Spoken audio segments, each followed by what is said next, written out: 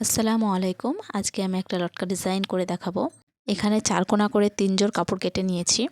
তো এটার মাপ হবে 3.5 করে দুই দিকেই। পুরো 4 কোণা করে কাটতে হবে। এখন এটাকে দুই ভাঁজে ভাঁজ করে নেব 3 কোণা করে। এখন এটাকে সাইডে রেখে দেব। তারপরের পাটটাও 3 কোণা করে দুই ভাঁজে ভাঁজ করে নিয়ে প্রথমে এক কোণ টেনে মাঝ বরাবর নিয়ে আসবো, তারপরে দ্বিতীয় কোণ নিয়ে মাঝ বরাবর নিয়ে আসবো। এখন এটাকে সেলাই করে দেব। সেলাই হয়ে গেলে এটাকে সাইডে যেই কাপড়টা রেখেছিলাম 3 কোণা করে, সেই কাপড়টার উপরে বসিয়ে মাঝ বরাবর এই ফিতাটা দিয়ে তারপরে এটাকে ভাঁজ করে সেলাই করে নিতে হবে। আর সেলাই করার সময় অবশ্যই নিচের কোণটা উপর দিকে দুমড়ে সেলাই করে নিতে হবে, যাতে করে পরবর্তীতে এটা সিধা করানোর সময় কোনো কোণ না বেরিয়ে থাকে। এরপর আর একটা কাপড় নিয়ে নেব, এটাকে ত্রিকোণ করে ভাঁজ করে নেব, তারপরে আবার ত্রিকোণ করে নেব। এখানে 2 বার 3 ভাঁজে ভাঁজ করে নিতে হবে। তারপরে এই এক কোণ টেনে ভাঁজ করব, তারপরে কোণ একটু ফাঁক রেখে ভাঁজ করব।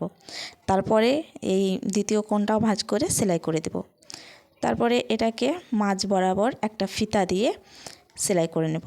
তারপরে এটাকে সিধা করব। সিধা করার পরে এটার কিন্তু শেপ একটা সুন্দর ফুলের কুঁড়ির মতো চলে আসবে।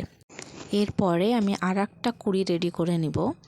তারপরে দুটো কুঁড়ি একসঙ্গে রেখে আগে থেকে সেলাই করে রাখা ওই ফিতাটার সঙ্গে অ্যাটাচ করে নেব।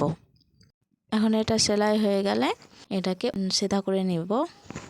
আর সিধা করে নেওয়ার পরে এটার ডিজাইনটা কিন্তু বেশ সিম্পলের মধ্যে খুব সুন্দর। আমার কাস্টমার চেয়েছিল যেন সিম্পলের মধ্যে একটা ডিজাইন লটকা হয়, তো আমি সেই কাস্টমারের মনের মতো করে আর আমার চিন্তা ভাবনা দিয়ে এই একটা লটকা ডিজাইন তৈরি করলাম।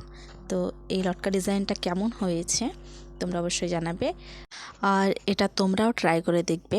এটাও কিন্তু খুব সুন্দর লাগবে দেখতে, এক একটা এক এক রকম। তো আসসালামু আলাইকুম।